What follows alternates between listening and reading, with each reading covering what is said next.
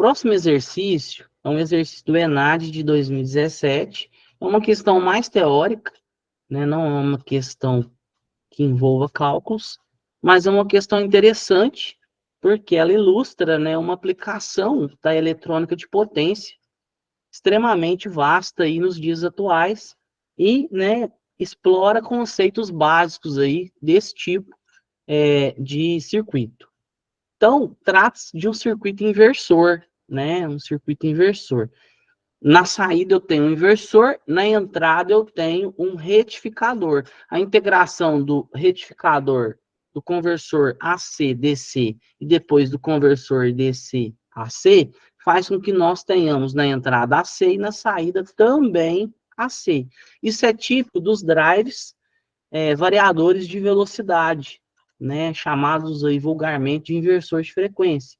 Então, né, essa aplicação ela já está consolidada aí já há mais de 2 décadas, e hoje a gente tem praticamente uma gama quase que totalitária dos motores, né, de processos comerciais e industriais, motores que trabalham com corrente alternada, sendo controlados por essa eletrônica de potência, né? Por esses recursos eletrônicos capazes de variar a velocidade do motor, variar o torque do motor, gerar rampa de partida, rampa de desaceleração, monitorar parâmetros do motor, proteger o motor contra sobrecarga, eixo travado, temperatura, umidade e outros parâmetros.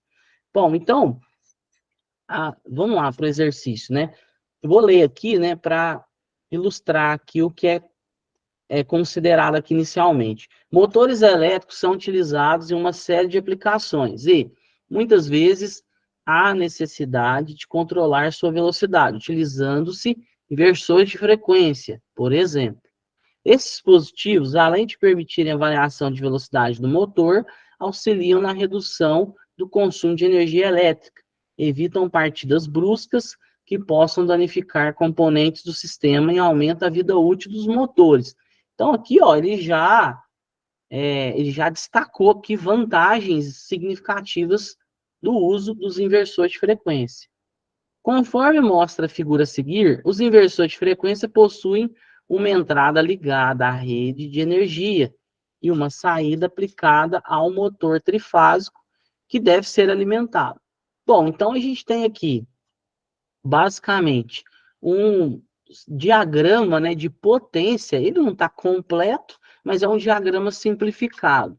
Isso aqui é um diagrama simplificado né, basicamente, do circuito de potência de um drive, né, de um drive variador de velocidade de motor. Então, o que a gente tem aqui? Ele colocou aqui um filtro de rede, né, esse LR aqui é um filtro de rede, é um filtro para não deixar as componentes harmônicas, né, do inversor geradas pelo chaveamento serem injetadas na rede. Então, esse filtro aqui minimiza, né? É um filtro que não deixa passar aqui o sinal de frequência alta. Então, é um filtro na entrada. E também a gente tem um retificador trifásico, composto por seis diodos, né? Um retificador de onda completa, ponte de Grits, né? Só que aqui é trifásico, tem 3 braços. Cada braço tem 2 diodos. Então, eu vou ter sempre um diodo conduzindo com outro diodo. Um diodo superior com um diodo inferior, em braços diferentes. Então, vou ter o D1 conduzindo com D4, em outro momento, D1 conduzindo com D6. Depois, o D3 conduzindo com D2, depois, em outro momento, D3 conduzindo com D6.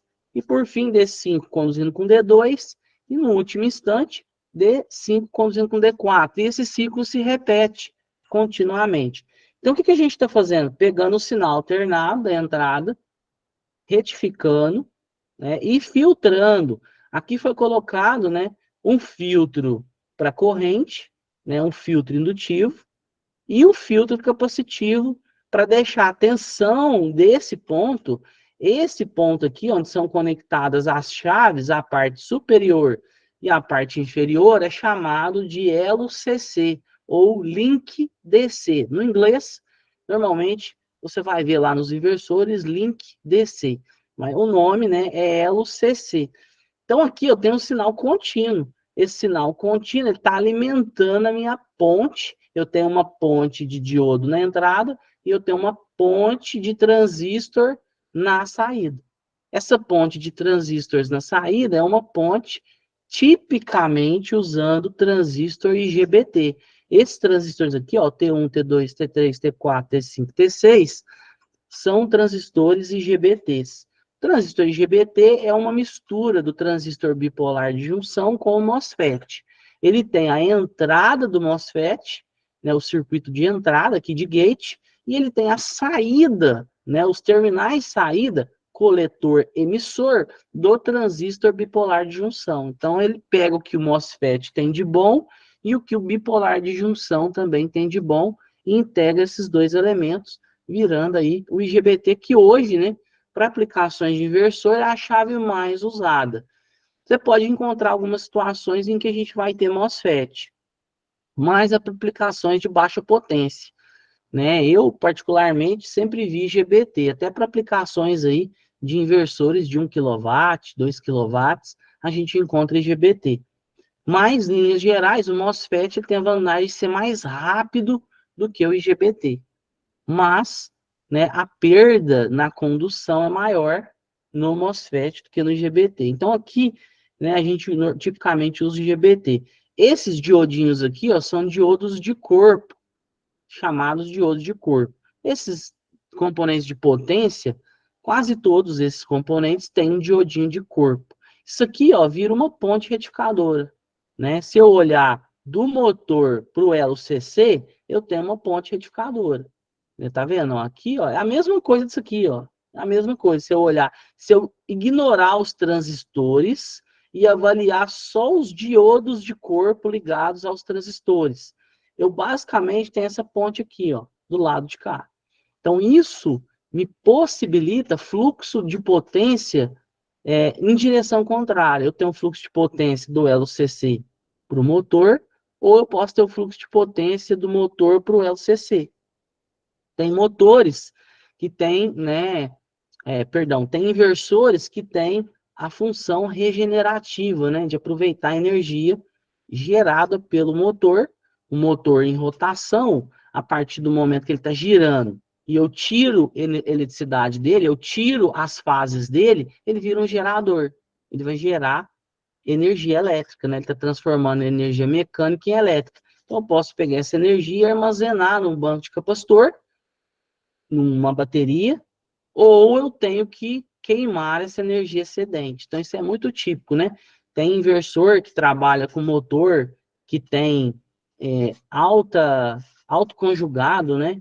Motor de elevador, de sistemas mecânicos onde você tem inércia, e aí você tem que colocar um resistorzão para queimar a energia do motor.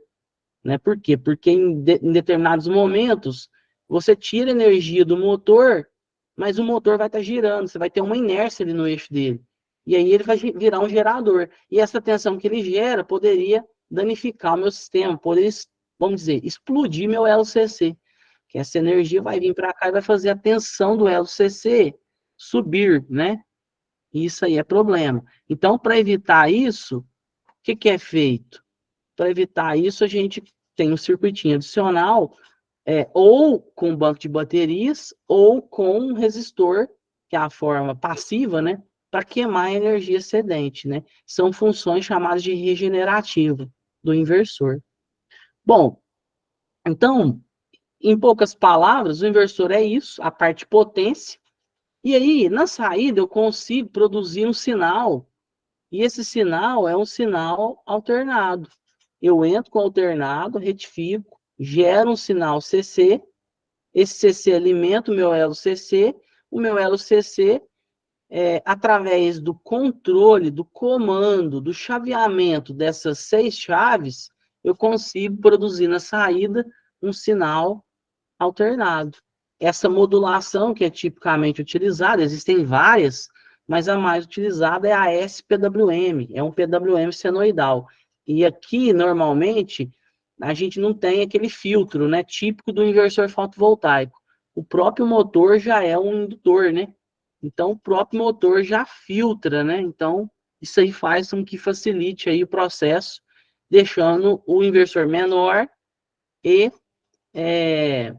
acaba barateando, né? Porque senão teria que colocar um filtro pesado aqui na saída para tirar a componente harmônica, né, do meu sinal modulado, para tirar a portadora, né, do sinal que eu estou modulando aqui na saída. Então, enfim, resumindo, de forma resumida, o inversor é isso aí, né? É basicamente isso. Pedro comentou aí, professor, estou com a rede estável. Tudo bem, beleza. Ok, Pedro. Bom, então, Professor, só opa, sim, uma dúvida aí. Esse resistor aí, se fosse colocar um gigantão aí, onde que colocaria ele ali? a gente coloca ele aqui no LCC, ó. Desse ponto para esse ponto. A gente cria tipo em paralelo com os capacitores aqui. Ah, Aí a hora entendi. que ele está em modo regenerativo, tem um transistor, esse transistor liga e fecha para o resistor. Ah, Aqui, ó, entendi, tá. Mas isso daí hoje em dia o pessoal usa mais na faixa aí do resistor ou usa ele com banco lá de baterias? aí depende. Isso, na verdade, muitos inversores eles dão possibilidade de você trabalhar com um ou com outro.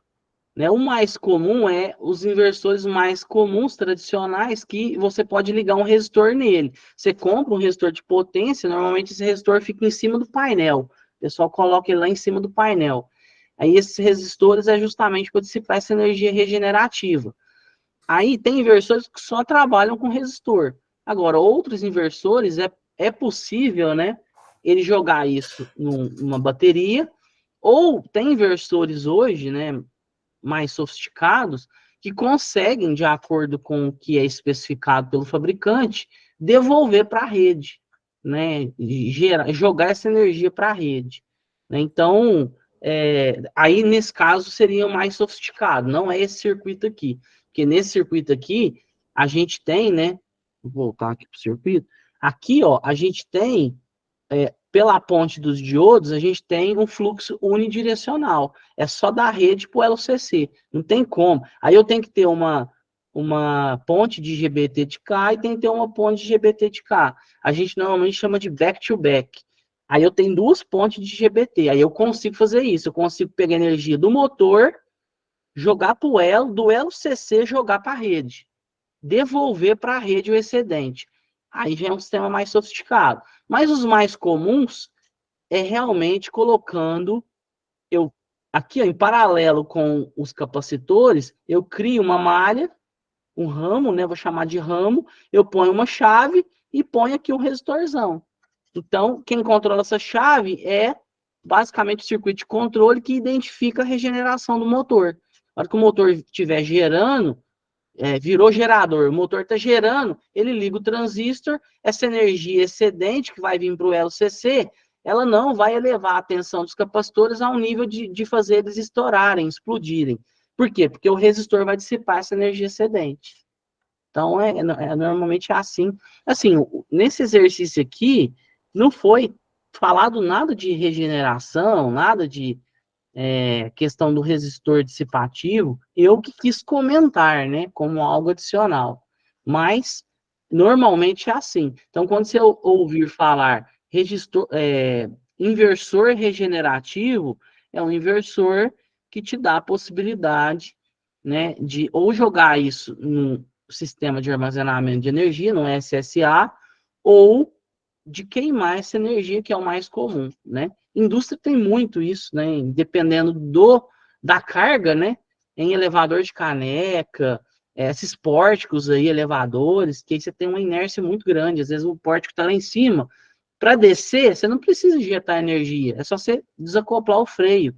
E aí o motor vai liberando o eixo, sem energia, em função da energia mecânica armazenada. E aí essa energia mecânica vira elétrica. E aí o inversor tem que dissipar essa energia. Continuando, né, com base nessas informações e na análise do circuito apresentado, avalie as afirmações a seguir. A primeira etapa, número 1, né? A primeira etapa do circuito, composta por uma ponte retificadora, ó, sim, é uma ponte retificadora, onda completa, trifásica, também chamado, né, de retificador de 6 pulsos, e 2 capacitores de filtro. Colocou 2 capacitores aqui em série. Resulta em uma fonte CC simétrica, pois há um ponto de terra como referência. Bom, isso aqui é verdade. Assim, eu não conheço muito de projeto de inversor para drive para motor, né? Em inversor fotovoltaico, não é tão comum isso aqui, colocar esse terra aqui no meio. Pode ser que em inversores para drives, para motores, seja mais comum, mas dá na mesma. Por quê? Porque desse ponto para esse ponto, eu vou ter a tensão retificada e filtrada. Que tensão é essa? Bom, se eu tenho aqui 220 trifásico, 220 é a tensão de linha. Então, aqui eu vou ter tensão de linha, só que a tensão de pico de linha. Então, 220 vezes raiz de 2 dá 311. O meu elo CC vai ter 311 volts. Agora, eu coloquei 2 capacitores. Se esses capacitores, considerando que eles são iguais aqui, né, com a mesma capacitância, a gente vai ter aqui, ó, uma distribuição igual das tensões. Então, a metade, 155, 56 vai estar de cá, 156 vai estar de cá. E aí eu criei um ponto central. Então, acaba que esse capacitor é como se ele tivesse 156 positivo, o C1, e o C1 inferior, eu vou ter menos 156. Enfim, isso aqui é só representativo, né? Mas, considerando que eu tenho daqui para cá 311, eu poderia falar que essa parte seria o positivo e essa parte seria, em relação a esse ponto, seria o negativo, porque o zero fica, né? O zero é menor do que a tensão nesse ponto aqui. Então, desculpa, é maior do que a tensão nesse ponto aqui. Então, aqui eu tenho negativo. Certo? Então, essa primeira afirmação é verdadeira. Depois, o barramento CC alimenta a segunda etapa. Ó, o elo CC aqui, ó, o barramento CC, alimenta a segunda etapa. Quem é a segunda etapa? É minha ponte de transistores, de IGBTs, constituída de 6 IGBTs que são ligados e desligados por meio de uma lógica de controle, de modo a proporcionar a circulação de uma corrente alternada no motor. Então, perfeito. A gente tem aqui, então, 6 IGBTs, eles vão operar de forma modulada. O que é isso? Eles vão operar ligando e desligando milhares de vezes em um segundo. Né? Tipicamente, a gente trabalha com frequências de 10 kHz, 12 kHz, 15, 20 kHz. Já vi inversores de 25 kHz. Né? É típico. Né? De 5, 2, 3 são normalmente os valores mínimos, até 25, 30 kHz. Então, a gente está operando aí com essas chaves, ligando e desligando elas inúmeras vezes em um segundo. Isso faz com que, né, nós tenhamos um sinal modulado que vai ser filtrado pelo motor e transformado no sinal senoidal. Né? Eu posso ter um filtro aqui na saída adicional, né, se somando com o indutor do motor. Né? O motor aqui é uma indutância grande, né, que vai filtrar, que vai tirar, né, a portadora do sinal modulado. Então, isso que está falando aqui é verdade, ó, de modo a proporcionar a circulação de uma corrente alternada no motor. Então, o elo CC, ele alimenta a segunda etapa, que é a ponte de inversor, de IGBTs, e nós temos 6 IGBTs que ficam trabalhando ligando e desligando de forma binária, e essa lógica, ela é uma lógica de controle, né, normalmente uma modulação SPWM. 3. Na operação, os transistores devem ser ligados 2 a 2, de forma a serem obtidas 8 combinações que resultam em tensões trifásicas defasadas em 120 graus. Bom, se eu quero produzir uma tensão compatível com a tensão da rede trifásica, as fases são defasadas em 120 graus. Então, beleza, tudo bem.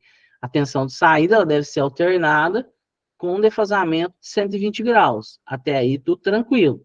Agora, detalhe, não tem 8 combinações. O pega está aqui, são 6 combinações.